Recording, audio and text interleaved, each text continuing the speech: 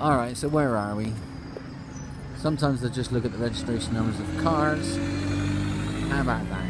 There's a clue on the back of that bus and on that bus. And how about this fella here? Sir Frank Whittle, inventor of the turbojet engine.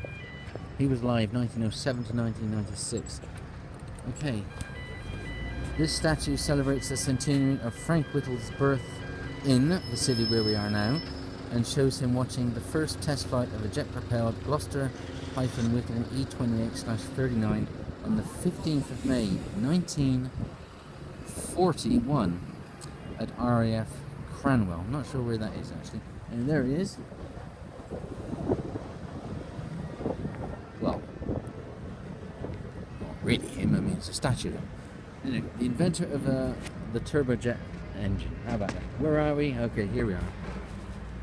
Coventry Transport Museum. Well, you're right, it's in Coventry, and that's the museum where we just spent about 2.5 hours.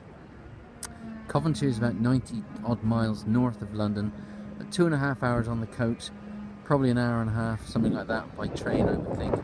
A lot more expensive on the train from Euston, I think. Anyway, so it is kind of a day trip, I suppose. There are other things to do here if you're really into cars, and I mean it's a transport museum, so it's not just cars. I mean there's bicycles there and all sorts of transport things there, even something about sewing machines. So if you're really into that sort of thing, you know, you could spend all day there, I suppose. I had about, say, maybe 2.25 hours, I suppose, and you know, I wasn't rushing through it. And I suppose if you've actually no interest in it at all, you could probably whiz around it in 20 minutes. So it depends. But there's other things in this city. We were at the cathedral, or the cathedrals, plural, not too long ago.